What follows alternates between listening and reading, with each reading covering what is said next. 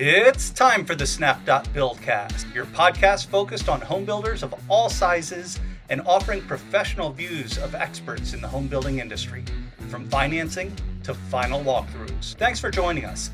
Welcome to the Snap.Build podcast, and we're with Brad David, EVP of Snap.Build. How you doing, Brad? I'm doing great. How are you? Awesome.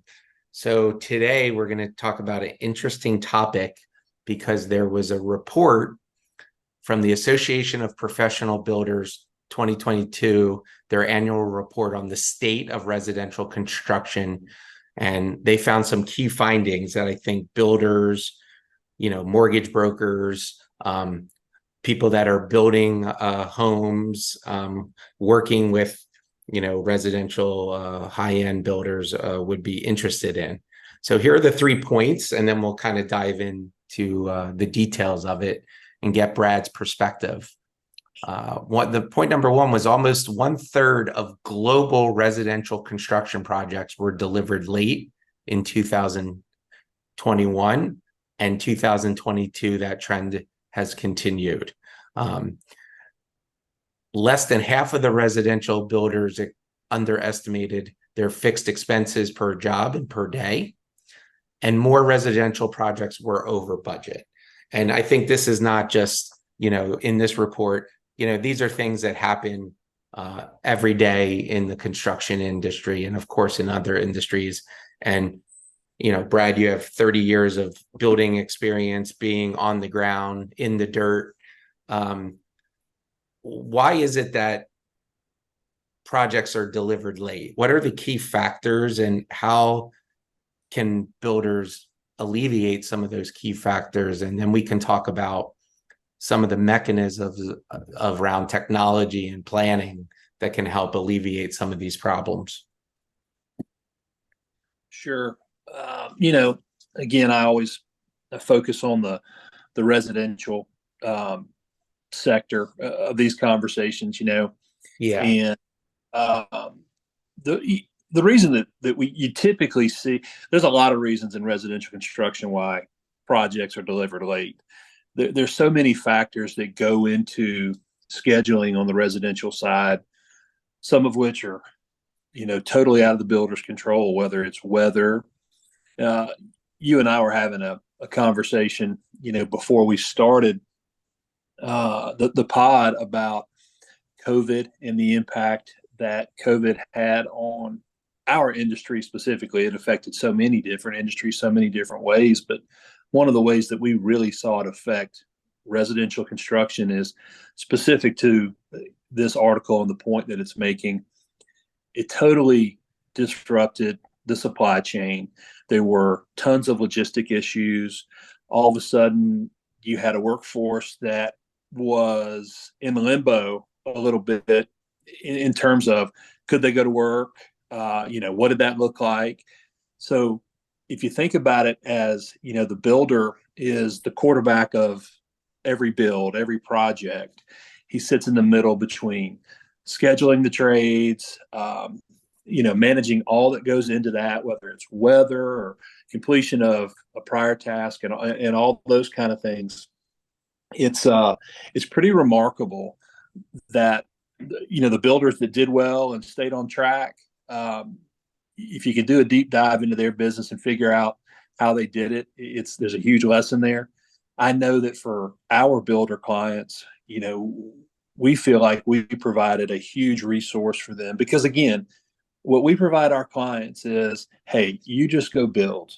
And now that's a very generic catch-all term, but the reality is we're providing such a huge back office service for our builder clients with our technology platform and the way that it manages payables and really reduces the amount of overhead needed for that specific task. And so when you had all these delivery delays and logistic nightmares and supply chain disruptions, somebody in a builder's office had to dig in and manage that. Yeah. How am I going to, so they're telling me my appliances are 11 weeks out. Okay, I got to I've got to get all these appliances ordered, and that's just one component of the build. It was that way for concrete, lumber, drywall, everything. And so the greater point I'm making is by, having partners and having technology in your business that allows the builder to really focus on the critical issues. To me, that's just a huge benefit. And that's when I'm talking with my builder clients. That's what I'm always reminding them of is that, hey, look, you've got these people in your office. We're going to take some of their workload off by the way that we manage payables and manage, your capital. And those, able-bodied people in your office can work on the things that are most pressing. Over the course of the last 2 years, that's been managing supply chain, managing deliveries, making sure we're keeping our place in line. And, when your staff is spread thin, some of that doesn't get the attention it needs. And so, selfishly, we like to think we were a big part of the solution for our builders that did well. Yeah. And so when I'm talking to builder clients, I'm like, let me just walk you through how, this works. And it really resonates. But, back to your question, late deliveries are they're the bane of a builder's existence, because in the building business, you're borrowing money to build these houses. And it's simply a factor of how quickly can I get through the build, return the capital, and, keep the cost of the interest I pay and everything associated with it down. And that's just build cycle times. Right. If I've got a buyer, or if I've got a custom job, or I've got, on the build for rent side, if I've got an institutional buyer, if I've got a takeout in place, the best thing that I can do is deliver the product as quickly and efficiently as possible. And so, that's why builders are always trying to, no builder wants to get bogged down in a project and have a late delivery. It's a nightmare. And that what you talked about, using the staff on prioritization and allowing people to really focus in on the details, it plays to point number 2 of this article, where, do builders understand their fixed expenses per job per day, right? Like, how detailed are they looking at this to help solve that immediate issue of delay, and how can they, play catch up? Right. And, there's always going to be people on these projects, but the technology can help really focus down on the details around what is our cost per day, what's our cost, our expenses per the job. How can we look at that in a way that we can find creative solutions to catch up? Yeah. Well, as a builder, and as you're growing your business and attempting to scale, and that's a different answer for every builder. Scale doesn't always mean, bigger and better, or more. But if you're trying to grow in a thoughtful and efficient way, listen, when I was really busy and building, and I was fully integrated in that business and that mindset, I got up every morning and knew that if I got 30 jobs going, I'm building 30 houses across, different neighborhoods, et cetera. In my mind, I always had this interest figure, because every job had a construction loan. There's a per diem interest cost. And if I pulled up on a job and something wasn't happening, if my superintendents didn't have activity in that house that day, we were just paying, basic. We might as well have lit money on fire. Right. Because every day that something doesn't get complete, every day that job doesn't continue to progress, at least that we can control. Now you get a house complete and it hadn't sold and it sits. Hey, that's a different scenario. But if we're not super efficient in our build cycle times, it just costs money. It goes straight to the bottom line. And all builders are conscious of that. Some get fixated on it, and it can also go the other direction, where that's all you worry about and are concerned about, and you're not making great decisions. And really, to me, it always circles back to, what processes do I have in place? What tools, and by tools, what technology do I have in place to help me manage that, mitigate that, and be the most efficient in it?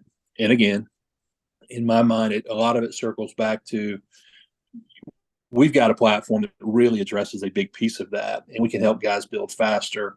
And the tough thing for builders too is, okay, I need to implement a technology platform of some kind in my business to handle certain issues. It takes people. Yeah.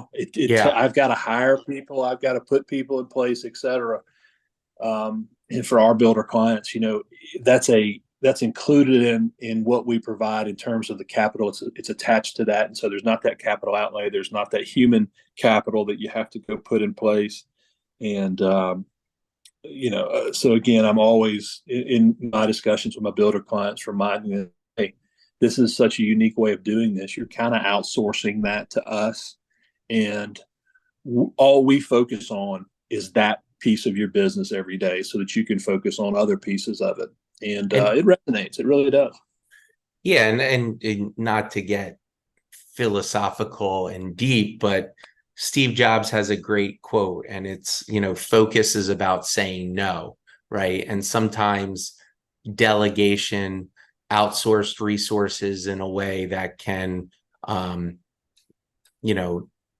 that cost to value equation where, the do it yourself on an Excel spreadsheet compared to a company that has technology and accountability and level of detail, the value could be there to help solve other problems that the builder might not even be aware of. I agree. I totally agree. And again, how you select those partners and what value those partners bring should always be part of that selection process. And so we're always focused on, hey, our platform has got to be best in class. What we do from a delivery perspective has got to be best in class. And then what can we add on top of it? What are we not providing our builders that they need, that we know they need? Right. And so we're trying to stay ahead of our builders coming to us and saying, I'll tell you what would be very helpful. We want to drive those things to them. Hey, look, here is something that, you may not be looking at, but we think you should be looking at it. And our monthly spend and burn on our technology is what produces that. And, I'd love to have a piece of technology that we never had to invest in again, and we didn't have that capital outlay. But that's just not the reality of technology itself. We constantly have to be evolving, improving the product so that we're delivering that, delighting our customer at every turn and delivering the experience that they expect and need in their business. Well, yeah, and I mean, when it comes to technology, that that is a best practice. I mean, listening to the builders, getting feedback, because nothing can be built and just sit, right? Builders needs change, the industry changes, right? The marketplace change, like there's always going to be change. And I think one of the things that you guys do very well is listening to builders and building that relationship around not just the lending, but the use of technology and really that white glove experience working with a builder where it's definitely more relationship driven and not just transactional driven. For sure. I did want to talk to you about getting back to this projects over budget. Are there themes in your career that you've seen over and over again that probably experienced builders like yourself know where the issues are going to occur, and they've already kind of been there, done that, and understand where the delays are going to happen, or they have a sense of where things will shift and need to be taken care of? But for maybe builders that are trying to take that next level of getting from six builds a month to 12 builds a month, right? They're doubling. What themes do you see around budget control and over budget issues? Sure. It's in our business, it's the fundamental a piece of what every builder is concerned about. Typically, builders feel like, hey, I've got the ability to go find the right sub, to identify the right location. Those things are things that we always feel like we can control to a degree. Things you can't control are seasonality. A lot of times there's nothing you can do about the weather. In the construction industry, there's just simply nothing you can do about the weather. That drives delays. When it comes to budgeting, a lot of it is regional. You have to know and understand where you're building. You have to know and understand that, in the South, for example, if you're in an area of the South, let's just take Georgia because I'm so intimately familiar with Georgia. But if you're building in Metro Atlanta, there are a lot of areas that have rock, and so if I'm building basement houses and I've got rock, I have to understand that it's going to take me a certain amount of time to do my grading and my excavation to get the foundation walls poured, etc. Sometimes you can read all the data you want, but you have to understand how projects flow. You have to understand these are the things I'm going to run into. Even if I am at the top of my game and I'm controlling everything that I can control, etc., when I start digging a basement and I hit rock, certain things are going to happen. Or if I hit bad soil, certain things are going to happen that really will kind of blow a budget that you're not prepared for. Specifically, again, over the last couple of years, the effect that COVID has had on, we talked about logistics and build cycle times, et cetera, but COVID has affected the marketplace in so many different ways, whether it's the wild fluctuations in pricing of lumber, the price of gas and the price of oil always trickles down into construction, whether it's commercial or residential. But in residential, because as those prices rise, every single component that goes into a home is touched by one of those things. Yes. Whether in the delivery, all your subs are factoring in higher input costs, you might call them. And so those are the things that as a builder, you're always watching. You have zero control over. Most builders are not building. They're not Horton or Lennar, somebody that can go out and hedge lumber futures. And, there are different levers they can pull that, they're able to really hedge margin erosion, that kind of thing. The small to mid-sized builder is just at the mercy of the market. If lumber goes up and he's already set and locked in a price, the only place that comes from is typically his margin. Now, we've been in a great market in terms of overall supply and demand and inventory. And so guys have been able to adjust price up a little bit to compensate for that. But now what we're seeing in this market is, with the rise of mortgage rates, the resale market is totally flat. There is no consistent resale market out there. So new construction is the only game in town. But still, now builders are, okay, I got to balance 7 to 8% rates. I used to could sell, when I was selling a $350,000 house at 4%, here was the slice of people I was appealing to. Well, at 7.5 to 8%, the same amount of people is now cut in half. Yeah. And so you're starting to hit some ceilings on pricing, which is a good thing overall. But builders have to understand, okay, I had the luxury of, I could manipulate my sales price a little bit and make up for a spike in lumber or a spike in sheetrock or an overage in foundation cost.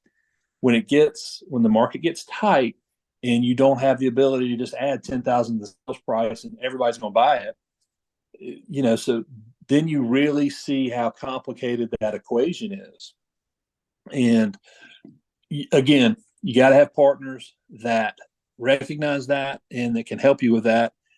Specifically, if you've got technology implemented in your business, you better have technology that's helping you either identify those things, mitigate those things, at least help you be aware of them, right? Right. And so I get in the weeds a little bit, and I'll go down rabbit holes on some of these issues. But when you live it, like I've lived it for these years, and I grew up hearing my dad and my uncles constantly talk about these issues, because you talk about the stuff you can't control. You Yeah. don't talk about how hard you worked, or all those things that you can control. The things that drive you crazy are the things you can't control.